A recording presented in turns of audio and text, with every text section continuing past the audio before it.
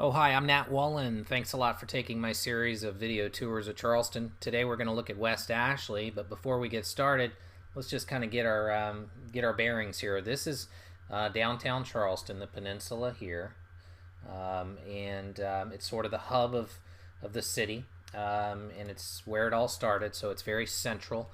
And if you've never been to Charleston, it's a beautiful place. Here are a couple of photos. Very historic, great place to visit, great place to live. But let's zoom out and take a look at first at Mount Pleasant. Mount Pleasant is over to the right-hand side, and it's a fairly large area, and there are many more new homes, newer subdivisions, larger homes. It's a little bit more expensive than, say, James Island or West Ashley, but there were more opportunities for growth. So if you're looking for a newer home, Mount Pleasant is certainly a place to go. The other areas, West Ashley, James Island, Johns Island, Somerville, they also offer new homes, but maybe just not as many as the Mount Pleasant area. And then to kind of zoom out a little bit more, let's take a look at James Island, which is this area here. And you can see that it is actually an island, and it kind of grew from within. It was developed in the 50s, 60s, on into the 70s, and then since then, just little small infill projects have kind of filled out James Island. So again, not a lot of expansive new communities on James Island, older, more mature, and West Ashley is that way. In fact, West Ashley is a little bit of a hybrid between James Island and Mount Pleasant, because West Ashley, it does kind of continue on beyond the blue lines, and there are newer homes and newer subdivisions that can be found in West Ashley as well. So just to kind of start off, let's get our bearings, and why don't we start at the Round Holiday Inn. The Round Holiday Inn is a very visible hotel in Charleston. It's a cylinder, and I typically like to meet clients there because everyone's seen it and everybody knows how to get there, and it's very easily accessible. So here's downtown Charleston over here. This is the Ashley River Bridge, of course. When you get into West Ashley, there are really two options. You could either veer off into the right-hand side and follow Highway 61 down with a number of different neighborhoods on the right and left-hand side. And when you get to this split in the road, you could either continue on Highway 61 and head toward the plantations, the historic plantations, or you could bear right on Highway 7 and head into the Northbridge area. And Northbridge is a very popular place. It's very convenient. A lot of folks that come in looking to start with Boeing like this area of town because it's very easily accessible. This is the Cosgrove Bridge, and you can jump right on I-26 and be at the airport in about 10 minutes. I actually live along the river here in West Ashley in Sandhurst, and we really like it because it's very easy to get around. There's no real traffic bottleneck. There's great shopping. There's literally 3 or 4 grocery stores right in this area. Workout facility. Good place to be. So if you're looking in West Ashley and like mature houses with large yards, this is a good neighborhood to look. Northbridge is across the street, of course. And then before we leave this area, I want to show you Charlestown Landing. Charlestown Landing is the site of the first settlers. And this is where the boat landed, and they developed the first little village of Charleston. So there's a replica of the boat that brought the folks over. And this is a little bit about kind of the history of the beginning of Charleston. So it's a good place to visit, great way to spend the day, beautiful place to take the kids. I'd highly recommend visiting Charlestown Landing if you have the opportunity. So back at Highway 61, you'll notice that the roads kind of form a series of spider webs or triangles. So here's Highway 7. This is actually Sam Rittenberg Boulevard that then also connects with Highway 61, which is that main road that leads into town, as we discussed.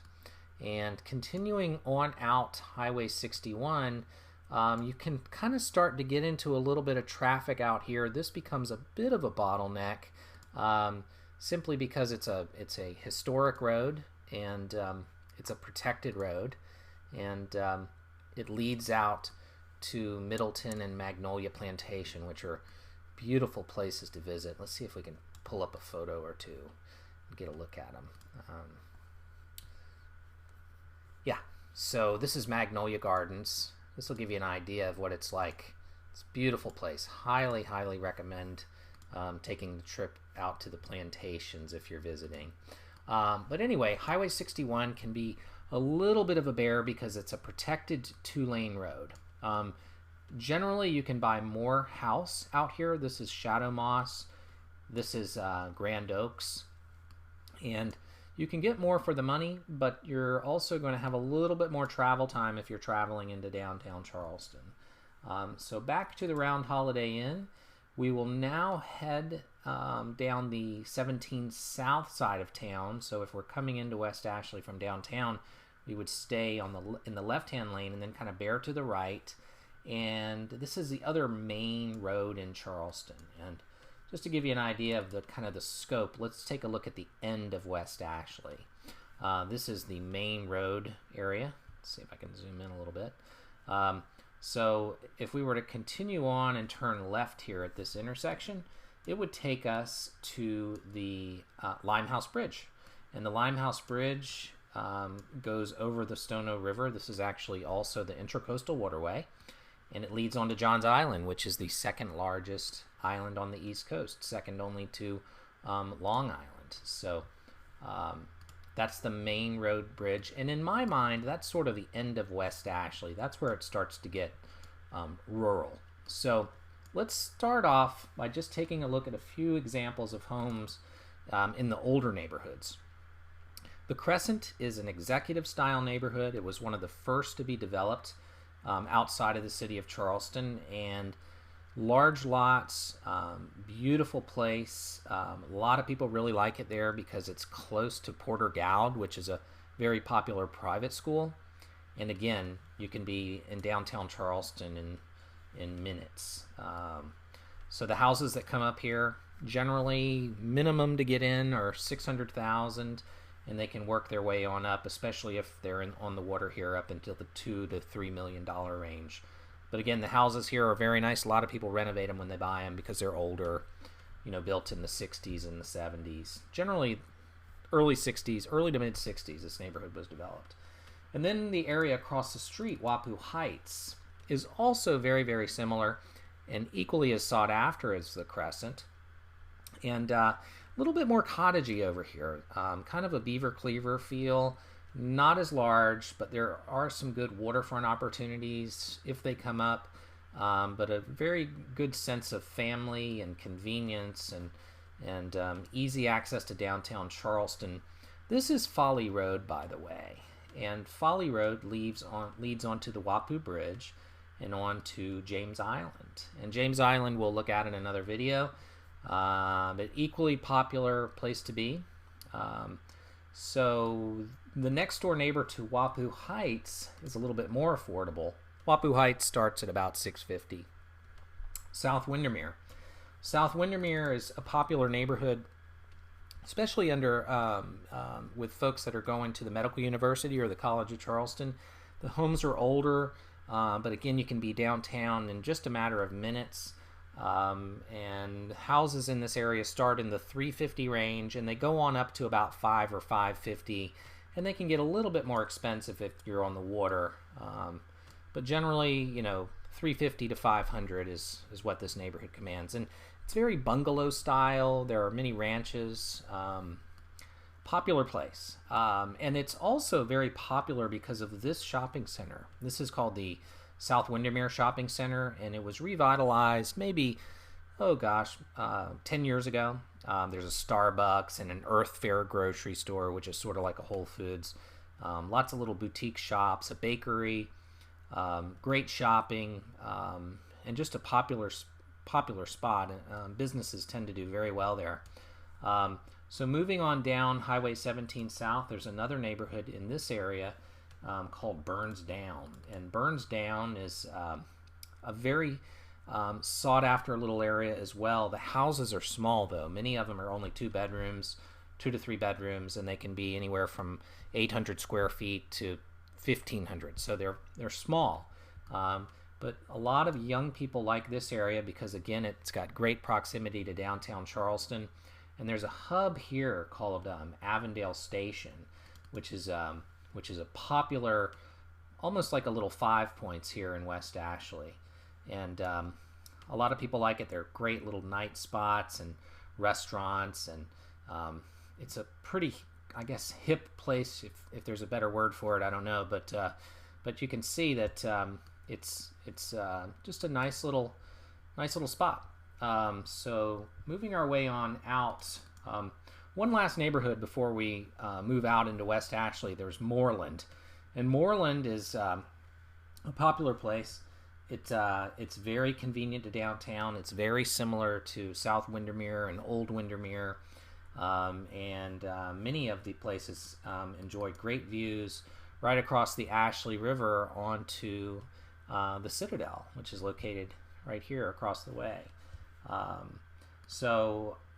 Moving on out into West Ashley, if we take a look at West Pawnee, this is sort of on your way to Northbridge. So you're on 61, you bear to the right.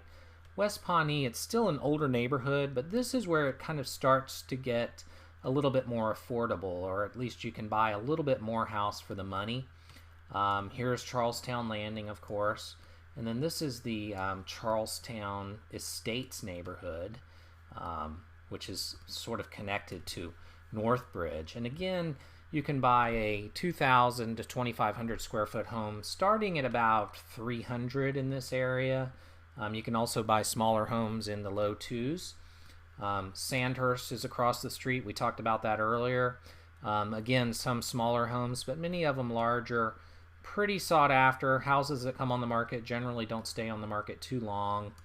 And then just kind of moving on down along the Sam Rittenberg Boulevard. This is a commercial area that's a little bit older, but certainly nice enough. It offers pretty good amenities for the area. Good shopping and access to the places like Barnes and Noble and the Citadel Mall and things like that. So moving on out into the Highway 61 side, if you'll notice right here, this is the Mark Clark Expressway, and this is basically referred to also as I-526, and this is our half circle loop around the city. So it ends here in West Ashley, and then you could kind of follow it around, and it will end in Mount Pleasant. So it kind of connects the two areas, and if you can be strategic and live out in this area, I would recommend trying to have easy access to 526. Otherwise, unless you're work at home or you don't travel during normal hours, this Highway 61 side, because it's a protected road, it can get a little bit heavy with traffic. So this is the major kind of traffic bottleneck, which is sort of being relieved. This is Glen McConnell Parkway here, and you'll notice this is a quarter circle, and their plan is to finish this circle off. Let me zoom in a little bit. And basically relieve some of this Bees Ferry Road and Highway 61 traffic by continuing this interstate. And this will actually connect to Somerville ultimately one day. So there you go. There's West Ashley. And again, I'm Nat Wallen. If I can do anything for you, I hope you'll let me know. I know that this was obviously just a very rough overview of the West Ashley area, but I can certainly fill in some of the blanks if you'd like to call me or send me an email. Otherwise, I wish you nothing but the best of luck and happy house hunting, and thanks again for taking a look at natwallen.com. Hope you have a great day. Bye.